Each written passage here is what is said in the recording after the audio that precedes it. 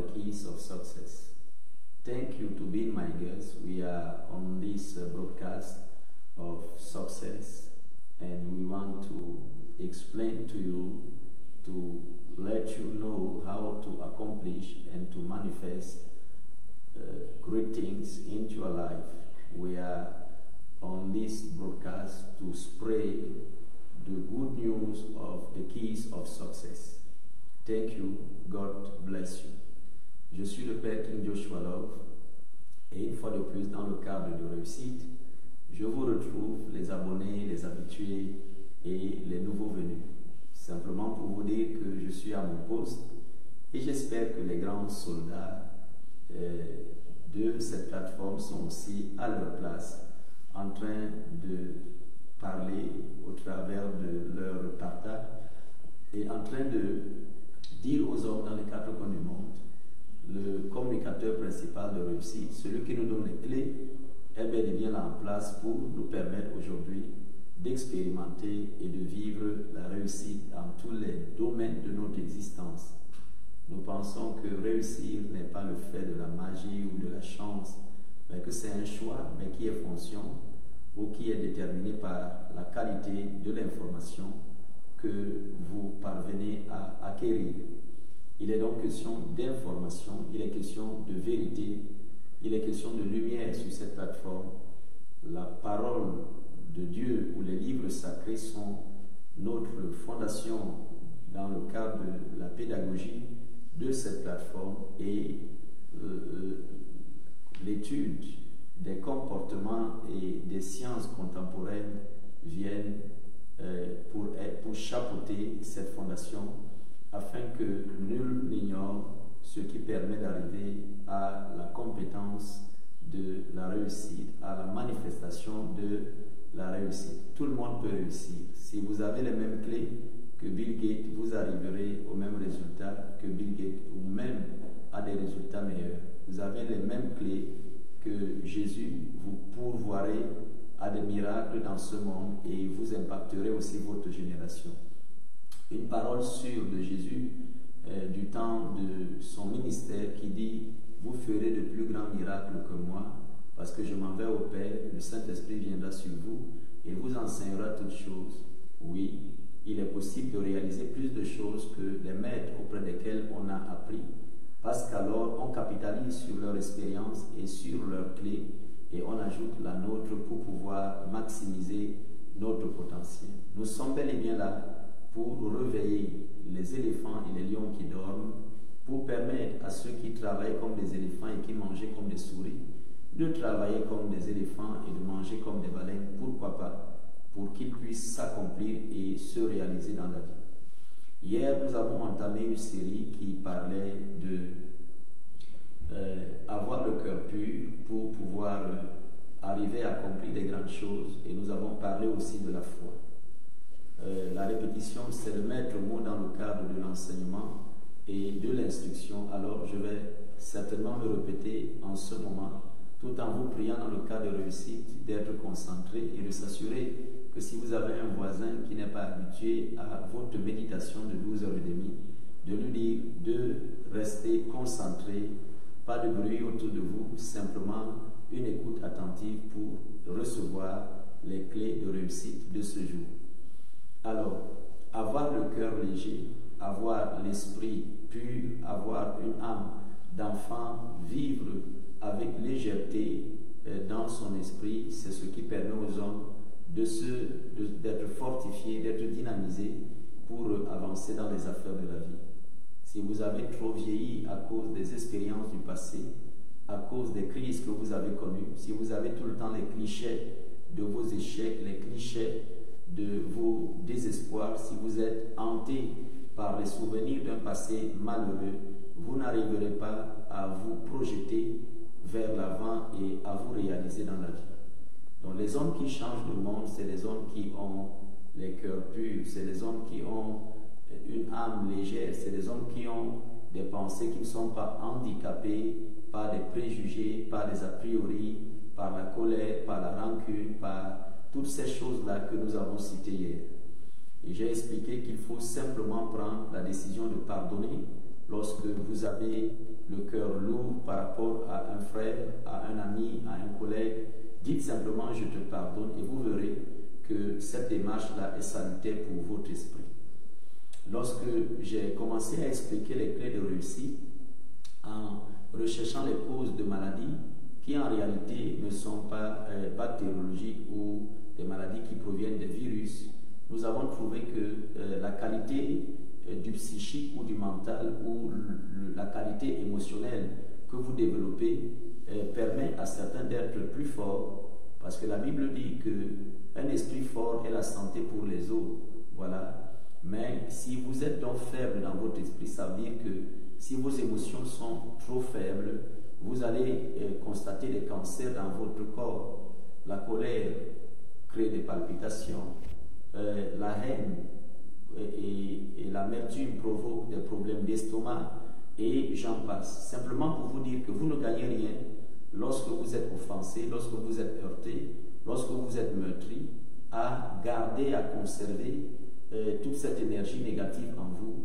Dites que vous pardonnez, dites que je suis libre de ceci ou de cela et reprenez votre vie en main pour avancer dans le chemin de la réussite. Vous devez savoir que tant que vous êtes dans ce monde, il y aura des conflits sur le plan émotionnel, il y aura des personnes qui vont vous heurter, certains qui le feront consciemment, d'autres pas consciemment, mais vous devez protéger votre homme intérieur, vous devez protéger vos pensées, vous devez vous assurer d'un bouclier personnel et ce bouclier-là, c'est le pardon. Ce bouclier-là, c'est la culture du rajeunissement de vos propres pensées, de vos propres émotions, de vos propres sentiments. Oui, c'est pour cela que Jésus est le plus grand de tous les professeurs, de tous les enseignants, parce qu'il dit aimez votre prochain comme vous-même. Oui, et il dit bénissez vos ennemis. Lorsque vous vous rendez compte que vous êtes tenté de sombrer dans une amertume, vous êtes tenté de sombrer dans une vengeance, dites simplement je bénis ma mère, je bénis mon père, je bénis mon patron, je bénis mes frères, je bénis mes soeurs. Le fait de prononcer ces paroles-là vous libère de tout handicap ou de toute prison émotionnelle dans laquelle vous étiez en train de sombrer. Alors, ceci étant dit, et les clés vous étant révélées de cette manière-là, parlons un peu de la foi. Hier, je disais que, et je le réitère aujourd'hui, les hommes qui ont de fortes convictions, les hommes qui ont une foi ferme en eux, qui ont une foi ferme dans ce qu'ils font, ont plus de chances d'arriver à la réussite, si on peut parler de chance de cette manière-là, que ceux qui n'ont aucune foi, aucune conviction. Voilà. Il y a une histoire dans la Bible, comme pour vous expliquer que la foi est déjà innée, voilà, parce que tout homme a une dotation de foi. Vous ne pourriez pas manger, vous ne pourriez pas réfléchir, vous ne pourriez pas boire de l'eau, vous ne pourriez pas monter et descendre s'il n'y avait pas cette dotation de foi au fond de vous. Alors, la foi, ça s'entretient. Il y a une histoire de la Bible qui commence par une tragédie et qui ensuite nous encourage à comprendre que la foi peut grandir, la foi peut évoluer, la foi peut arriver au stade de transformation et de métamorphose. Voilà, pour produire des résultats exceptionnels et extraordinaires. Et c'est de ça dont je voudrais vous parler aujourd'hui. Comment faire grandir votre foi, comment la faire évoluer, comment arriver au stade où votre foi produit des résultats exceptionnels. Alors, cette femme-là souffrait de perte de sang depuis 12 ans. Elle avait parcouru les médecins, elle a parcouru les hôpitaux, elle n'avait trouvé aucun soulagement. Ayant entendu parler de Jésus, elle se dit en elle-même, si seulement je puis toucher le pan de son vêtement, je serai guéri. Ici, on nous révèle, comme cela est dit d'ailleurs dans les épîtres de Paul, la foi vient de ce qu'on entend et ce qu'on entend vient de la parole de Dieu. En d'autres termes, la fatigue que vous ressentez lorsque vous êtes sur le point de faire quelque chose et vous avez l'impression que vous doutez de vous, vient de toutes les mauvaises nouvelles, vient de tous les rapports négatifs qu'on vous a fait de ce sujet-là ou de vous-même ou de cette personne-là.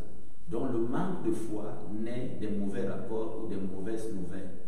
Donc si vous éliminez les mauvaises nouvelles et vous les remplacez par de bonnes nouvelles, ou si vous éliminez les mauvaises informations, vous les remplacez par de bonnes informations, ou si vous éliminez le fait d'être dans un pôle négatif où les personnes vous étouffent et vous conscientise uniquement sur la défaite, sur la maladie, sur la misère, sur la pauvreté, sur la souffrance. Oui, si vous éliminez ce facteur et que vous vous mettez plutôt dans les conditions d'être positif, dans les conditions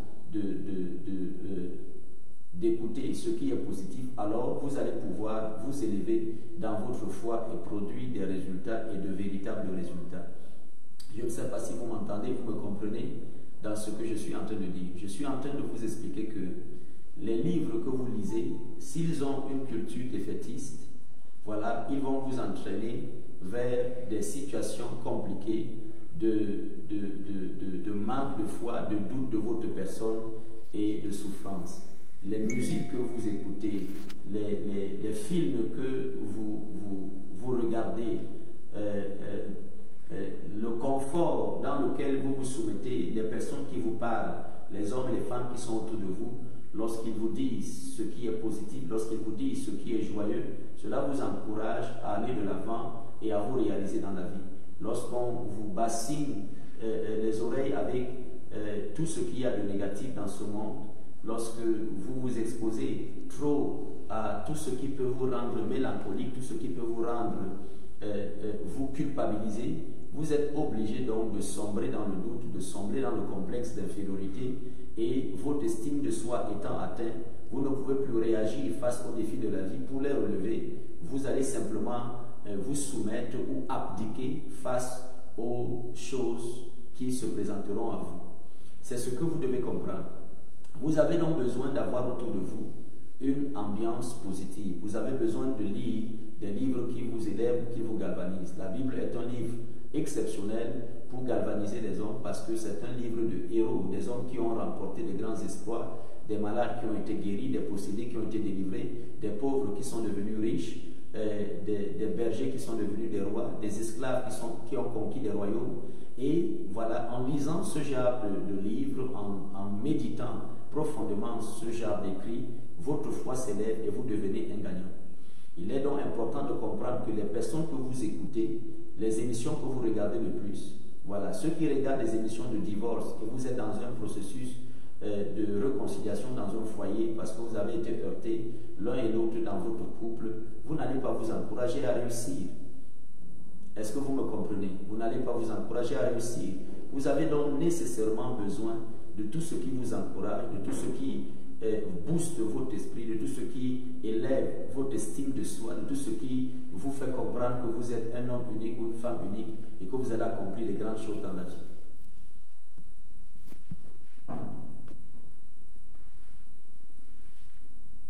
Que Dieu vous bénisse.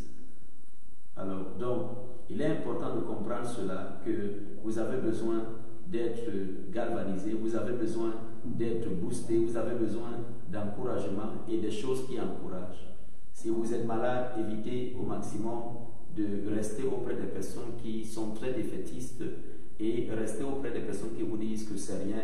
On a vu 2 ou 3 personnes avoir le même problème et le problème a disparu après quelque temps, donc vous allez guérir. Le fait d'être cultivé de la sorte dans votre esprit, le fait d'entendre cette nouvelle-là va donner de la force et du tonus à votre esprit pour pouvoir combattre la maladie. J'espère qu'on se comprend. Vous n'allez pas lire toutes les rubriques des personnes qui ont échoué dans les affaires lorsque vous êtes en train d'entamer une affaire dans le même domaine. Lisez plutôt ceux qui ont réussi et ça va vous booster pour aller de l'avant et pour pouvoir engager votre affaire et réussir autant que ces derniers. C'est de ça dont je parle. Donc, les mauvaises nouvelles, les mauvaises auditions, tout ce qu'on vous dit, les mauvais regards ou les mauvaises visions, les choses que vous entendez, si cela vous éduque vers le négatif, vous allez produire le négatif, vous n'allez pas avoir la foi nécessaire pour réaliser ou pour avancer dans la vie. Je vais m'arrêter là aujourd'hui. Demain, je reviendrai par la grâce de Dieu vous parler encore de la foi, mais dans un autre aspect et dans une autre dimension.